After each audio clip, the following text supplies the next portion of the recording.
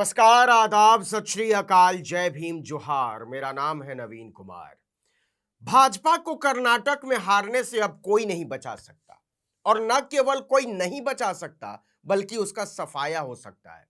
ऐसी चुनावी भविष्यवाणियां तलवार की धार पर चलने की तरह होती है, लेकिन जब सत्ता में वापस लौटने का दावा करने वाली पार्टी के सबसे बड़े पोस्टर बॉय ही ये बोलने लगे तो हम और आप क्या कर सकते हैं। जी हां, 80 साल के जिन बीएस येदुरप्पा को भाजपा ने अज्ञातवास में भेजने के 2 साल बाद फिर से धो पोंछ कर पोस्टर पर छापा था, उन्होंने खुद ही बोल दिया है कि ऐसे तो हार पक्की है, कोई नहीं बचा सकता डूबने से। येदुरप्पा का बयान आने के बाद से भाजपा को चेहरा छिपाने की जगह नहीं मिल रही है। यह सारा तमाशा पार्टी चुनाव समिति की पहली बैठक के बाद से ही शुरू हो गया था। नरेंद्र मोदी उसमें खुद मौजूद थे। अंदर झगड़ा इतना बढ़ गया था कि पार्टी उम्मीदवारों की पहली लिस्ट की घोषणा करने में नाकाम रही थी। अंतिम लिस्ट की घोषणा में भी 3 दिन की देरी हुई और जब अंतिम लिस्ट आई तो पार्टी के भीतर असंतुष्टों की लाइन लग गई।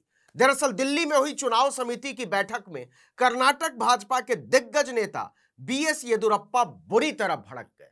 उन्होंने सारे लोगों की मौजूदगी में ही बोल दिया कि इस बैठक में उनकी कोई जरूरत ही नहीं है, आप लोग खुद ही सारा चुनाव लड़ लीजिए। दरअसल येदुरप्पा इस बात से बिफर उठे थे कि चुनाव समिति की बैठक में पार्टी की अपनी ही परंपरा का पालन नहीं हो रहा है। पहले एक निर्वाचन क्षेत्र से 3 दावेदारों के नाम पेश होते थे, उनमें से किसी एक का चयन किया जाता था, लेकिन इस बार कई सीटें ऐसी थी जिसके लिए एक ही नाम का प्रस्ताव रखा गया।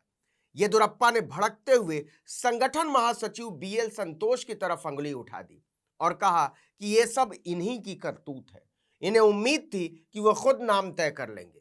येदुरप्पा ने सीधे कहा कि बीएल संतोष ने उम्मीदवारों के चयन के लिए जो सर्वे कराया है वो संदिग्ध है, उसमें कोई दम नहीं है और सच ये है कि संगठन महासचिव ने इसके जरिए अपने गैर राजनीतिक चापलूसों का खास ध्यान रखा है।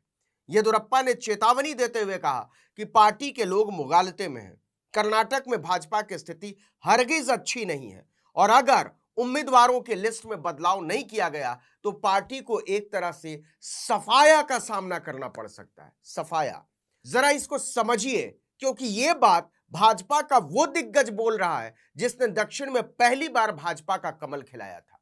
पूर्व मुख्यमंत्री येदुरप्पा ने कहा है कि वो इस तरह की चुनावी हार के साथ जुड़ा होना पसंद नहीं करेंगे।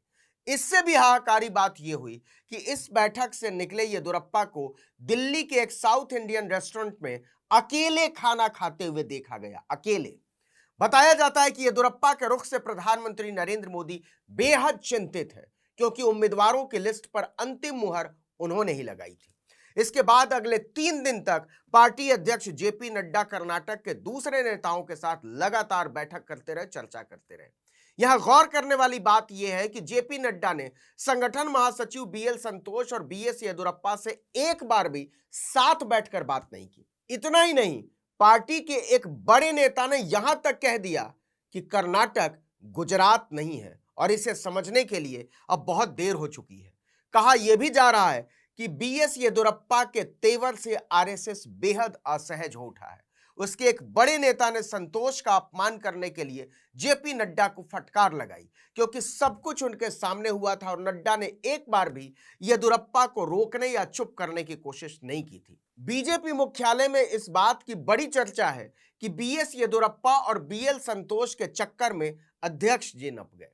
आपको बता दें कि बीएल संतोष बीजेपी में आरएसएस के प्रतिनिधि हैं। अब आते हैं असली बात पर।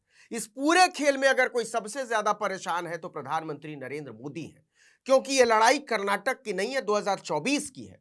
मोदी सोशल इंजीनियरिंग के दम पर ही यहां तक पहुंचे हैं। उत्तर प्रदेश में इसी से उन्होंने एक ऐतिहासिक जनमत तैयार किया है। वो जानते हैं कि अगर लोकसभा चुनाव में मनोवैज्ञानिक बढ़त लेनी है तो कर्नाटक को मुफ्त में जाने नहीं दे सकते, और अगर कर्नाटक में अच्छा करना है तो जातीय क्षत्रपों को तवज्जो देनी ही होगी। इसके बिना काम नहीं चलने वाला। वो जानते हैं कि जब बात चुनावी जीत की आती है तो ना तो केवल सिद्धांत से काम चलता है और ना ही केवल निजी पसंद नापसंद से। और येदुरप्पा ने साफ साफ कह दिया है कि बीएल संतोष ने अपनी मंडली को आगे बढ़ाने के चक्कर में जीत की संभावना का ही बंटाधार कर दिया है। आपको पता ही होगा कि 17 अप्रैल को राज्य के पूर्व मुख्यमंत्री और भाजपा के दिग्गज नेता जगदीश शेट्टार कांग्रेस में शामिल हो गए थे। बीएल संतोष ने उन्हें चुनाव लड़ने के लायक नहीं समझा था।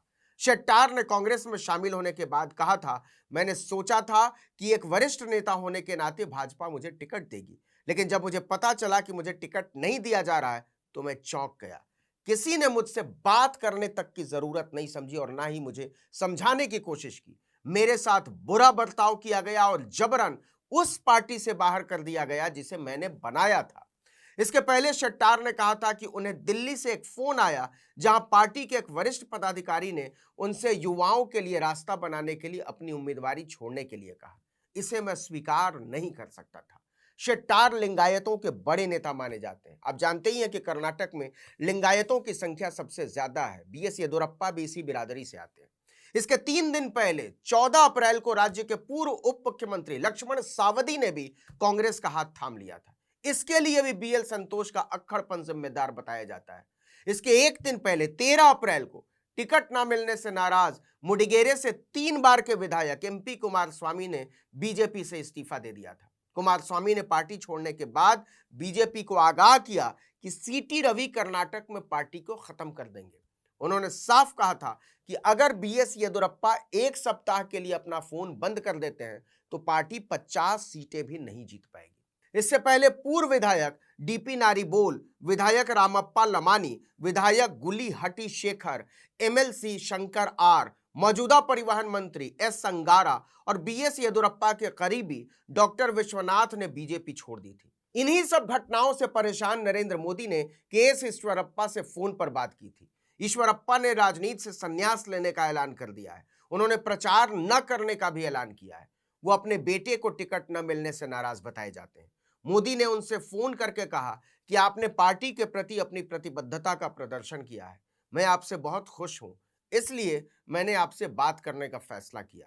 पीएम मोदी ने यह भी कहा कि जब भी वो कर्नाटक का दौरा करेंगे उनसे जरूर मुलाकात करेंगे।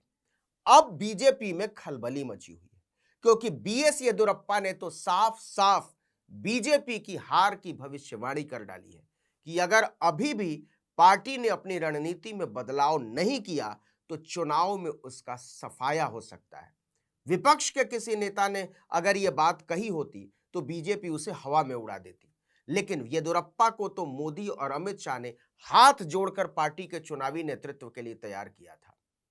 उनकी कही बात को कैसे नजरअंदाज किया जा सकता है। इस वीडियो में इतना ही, लेकिन अगर आपने आर्टिकल 19 इंडिया को अब तक सब्सक्राइब नहीं किया तो फौरन कीजिए, बेल आइकॉन दबाइए, घंटी जैसी आकृति लाइक कीजिए और कमेंट करके बताइए हमारा वीडियो आपको कैसा लगा। यूट्यूब पर देख रहे हैं तो हमारे चैनल को सब्सक्राइब कीजिए, फेसबुक पर देख रहे हैं तो हमारे पेज को लाइक कीजिए, इंस्टाग्राम पर हमें फॉलो कीजिए और हमारा ट्विटर हैंडल है आर्टिकल 19_इंडिया और मेरा ट्विटर हैंडल है नवीन जर्नलिस्ट। आप मुझे भी फॉलो कर सकते हैं। जहां कहीं भी हमारे वीडियो को देख रहे हो, यूट्यूब पर देख रहे हो या फेसबुक पर देख रहे हो या ट्विटर पर हमारे लिंक्स देख रहे हो, लाइक जरूर किया करें। नमस्कार।